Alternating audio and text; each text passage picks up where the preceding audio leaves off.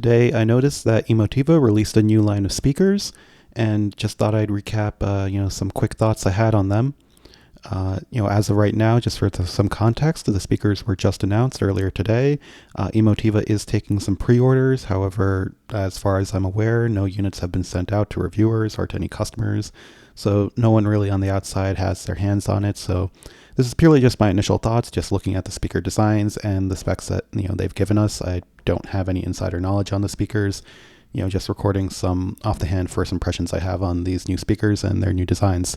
So what we have here, as you can see, are 3 new center channels, 3 new towers, and a new bookshelf and a new height speaker. These are replacing the previous Airmotiv line with what looks to be now the Airmotiv X line. And the speakers that their in-wall and in-ceiling speakers, as well as their outdoor speakers and subwoofers, have not been refreshed. This is just the towers, center channels, one of the bookshelves, and a height speaker. So jumping right in for now, I'll get to the center channel in a moment because I think that's the most interesting redesign to me. These other ones I can kind of just cover on a high level here. It's pretty self-explanatory what we have here. We have the Airmotiv X T1, T2, and T3, which are replacing the outgoing T1 Plus tower, T2 Plus, and T3 Plus towers.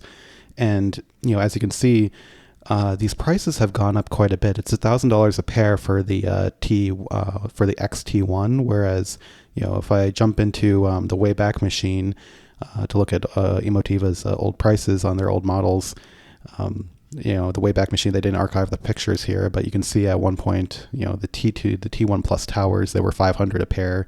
They did go up and down in price a bit over, over the past couple of years, but they hovered around that, $500-$600 range. So this is an almost doubling of price. Even if we give them the benefit of the doubt and say it was mostly $600 going up to $1,000, that's a significant jump up in price.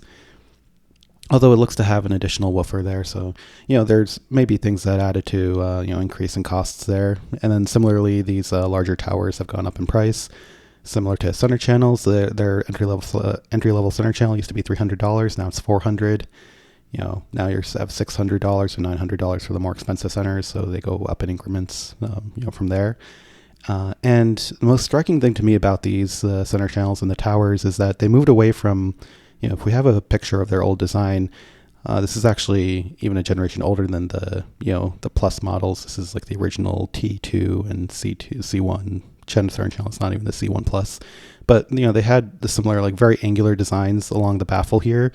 I think from what other designers have explained to me, that helps with some baffle diffraction, and has some desirable acoustic properties that straight up box speakers might not necessarily have. I mean, there's ways to design around that. With any sort of speaker design, there's always going to be a trade-off in what you prioritize. But there was some very good reasons for why they made this angular design, and one of the realities of that is that making an angular design like this rather than a box like the newer speakers is that it it does increase the cost of manufacturing, and ultimately that's reflected in the end cost. But if you want to keep your price competitive, that requires you to accept lower margins.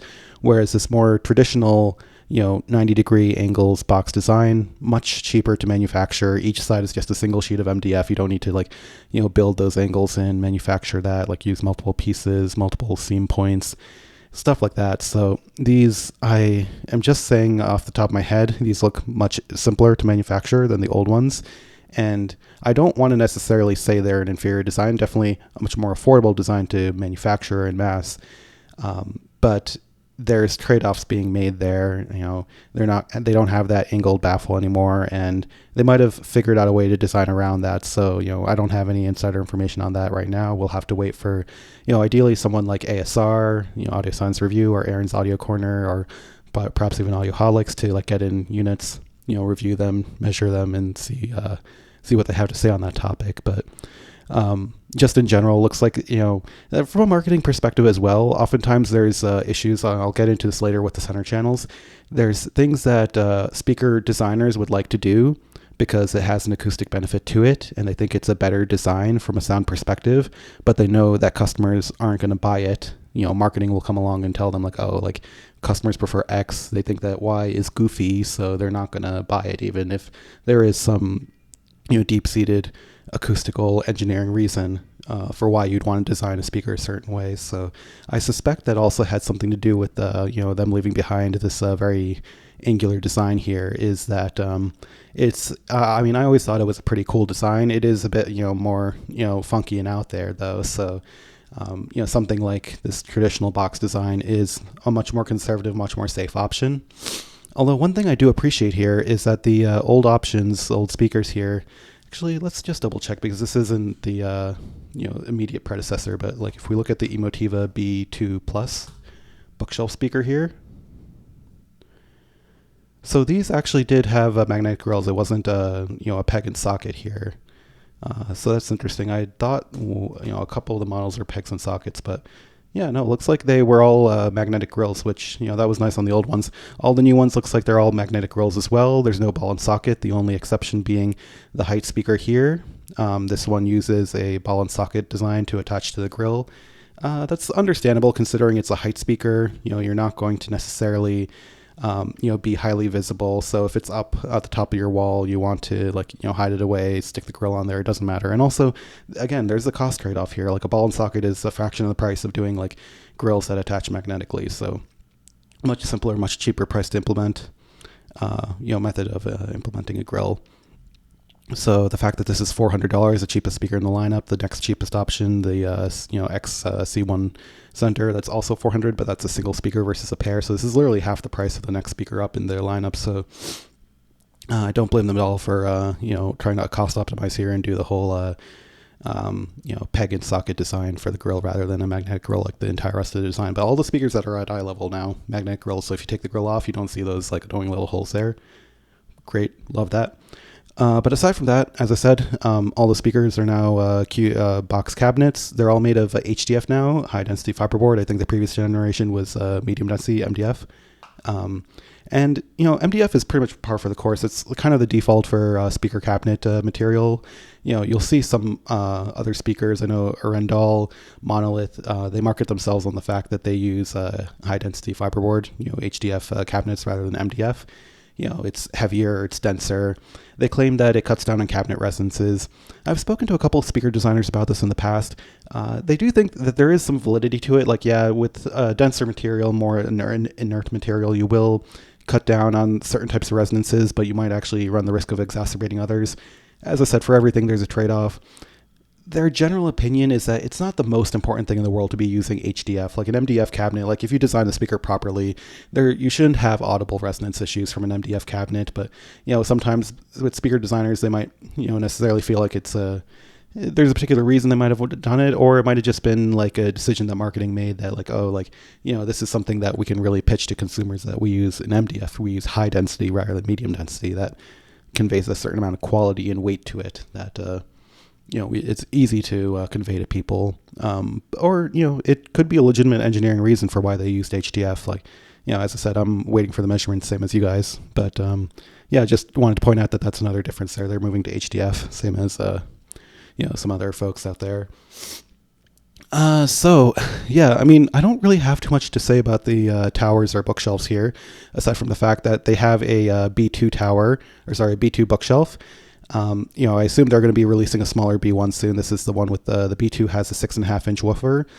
So when they release a B1, I assume that will have a 5.25 inch woofer, be a bit smaller, have a bit less output and bass extension, all that good stuff. Same thing with this A2 height speaker. They'll probably have an A1 soon as well, with a even smaller woofer there and smaller cabinet and all that, lower price. So it looks like the most budget options here haven't been available yet, because usually the entry level bookshelf is like the gateway drug for any sort of speaker lineup. So no XB1 yet. That would be the speaker to look out for when they finally do release it. I'm sure they want to do their own rollout for that, because that's going to be like probably the biggest mass market product out of this new lineup. So we'll still await that. But aside from that, all these speakers, aside from the cheapest one here, all the rest of these are bi-ampable. They have the dual binding posts in the back. I think you can pull up a picture of that even. Let's see. Yeah, dual binding posts. Honestly, I don't really care a ton about this. I don't really see much value in bi-amping or by wiring, but it's there if you want it. If anything, I kind of dislike seeing it there because I know that by putting this here, they actually had to add roughly like $10 worth of parts, both in the binding post and the crossover and all that. And that $10 in material costs in the bill of materials ends up translating to another $30 to $40 in the end MSRP of the product that, the customer is buying. So, as, someone who's on the customer side of things, ostensibly, I'd rather, not have to pay that $30 to $40 for a feature that is just like there to make audiophiles feel better about themselves. Quite honestly, it's not actually something that, benefits you in a really meaningful way. And the other thing, I'll jump into this in a minute when I talk about the center channels. The tweeter, it's now standard. It's rotatable on all the bookshelves and center channels now. So that's an interesting thing to see. And I'll be addressing that now. So if we look at the three centers here, we have the X1C or XC1, XC2, and XC3. And, the XC3, honestly, pretty similar configuration to the previous one where you have the tweeter in the middle, flanked by two mid-ranges, and then 4 woofers, 2 on either side of the speaker. Pretty similar to the old C3 Plus. But these new ones, the XC1 and XC2, if I pull up a picture of the old C2 Plus, you'll start to see some pretty significant differences here. So on the old C2 Plus, you had this arrangement here where you had a tweeter and then 2 mid-ranges underneath it, and then the woofers off to the side. So if I look at the C1 Plus, that's also a similar arrangement, but in a smaller speaker where you have your tweeter here in the middle, followed by a mid-range. Geez, this is not wanting to cooperate with me, is it? Yeah, followed by a mid-range underneath it, and then the woofers to the side. And that's a pretty common three-way design, unless you're someone like Kef who does like a coaxial design. You can see an example here for an SVS speaker. It's going to be the similar configuration where you have this tweeter, mid-range underneath it, and then woofers to either end.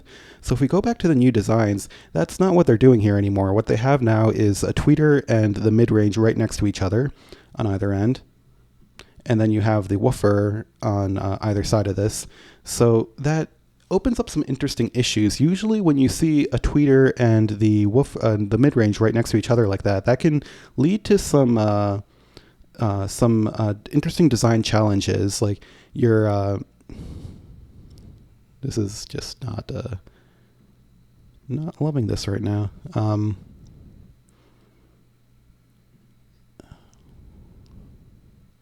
Yeah, so it can lead to some interesting design challenges.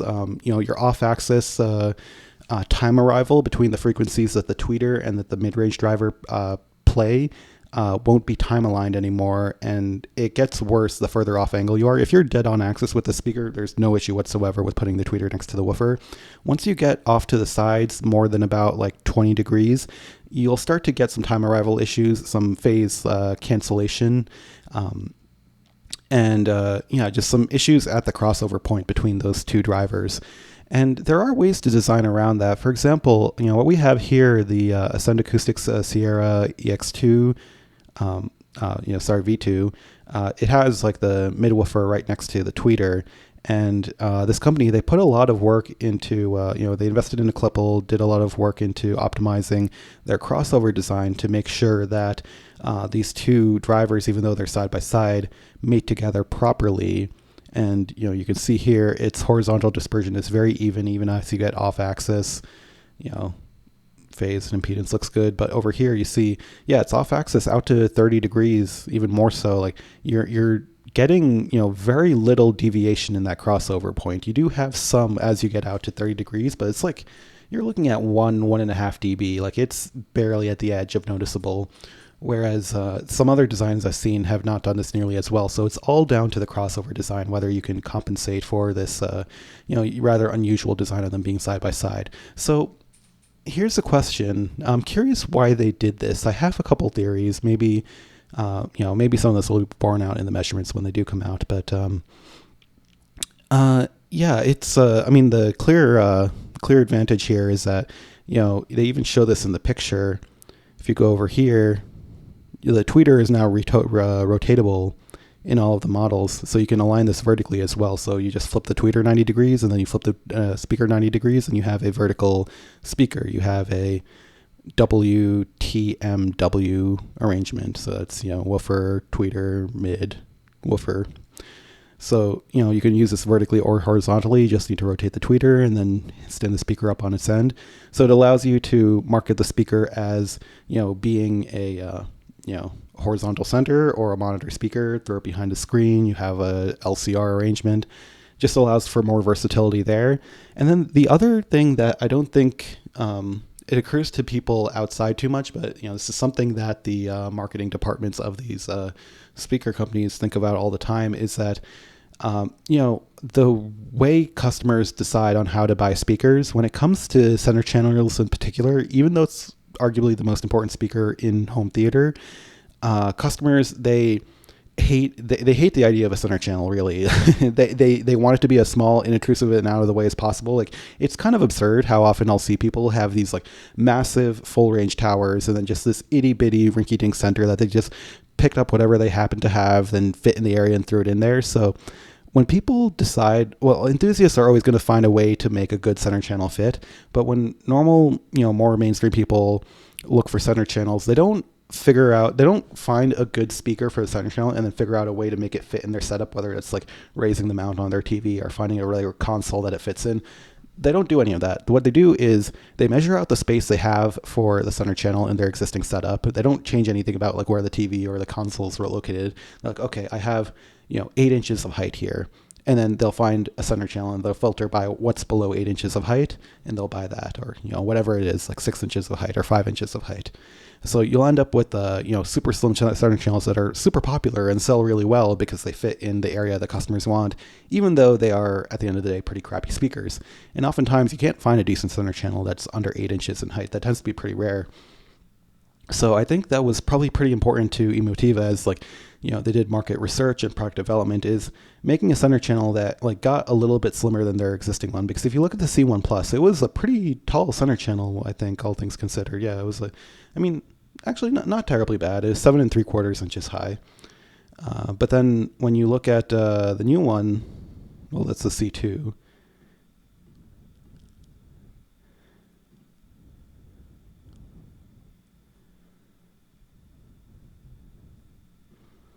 Sorry, guys. Their site has just been really laggy and buggy for me today. Yeah, so, it's not that much shorter. It's like 7.5 inches. But it is something that they keep in mind. They want to keep, these products as versatile as possible when it comes to, being able to align it horizontally or vertically. And then another thing that occurred to me, actually, was when you actually look at the heights of these. So this center channel, the XC2, this is 8.5 inches high. And then if you look at the bookshelf here, this is 8.5 inches wide. So the bookshelf, you can also rotate this 90 degrees and then rotate the tweeter. And now you have a sideways bookshelf. You can buy a pair of these and put them side by side with this center channel. And then, they're the same height, and then squish them all together. And what you essentially have there is a passive LCR soundbar, really. And the whole package will be, 8.5 inches tall. It will also be 57 inches wide. So it fits pretty much perfectly underneath a 65-inch TV.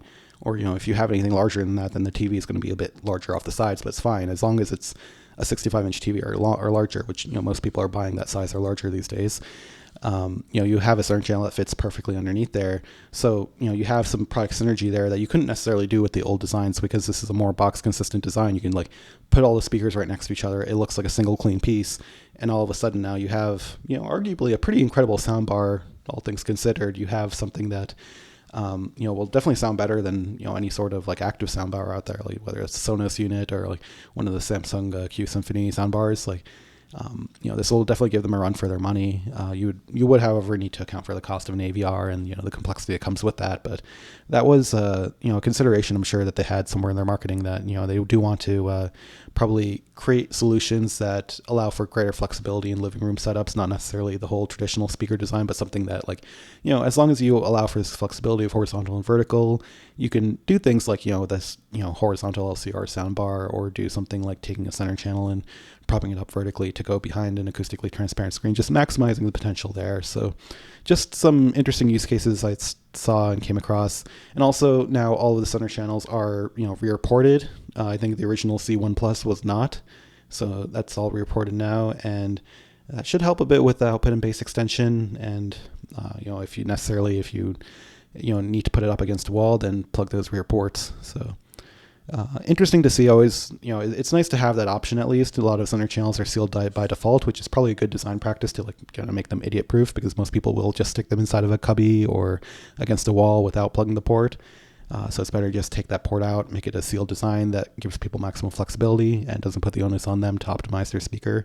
But, having the port there, at least for enthusiasts, allows them to decide, oh, well, my speaker's in open air. I want the rear ports there. I want the extra bass extension and output. That's fantastic. Love it. Aside from that, basically to recap here, not super thrilled about the increase in prices here. I am kind of interested in seeing the wider applicability of these different speakers here, the different use cases they design into them now. And I am a bit on the fence right now about this new tweeter mid-range configuration they have here. Could be a good thing if they design the crossover properly, or it could be potentially a step back if they didn't put in the proper design work there. So ambivalent about that. Could be a good thing. So we'll just have to wait and see. But thank you very much for hearing my rambling. And that's about it. See you.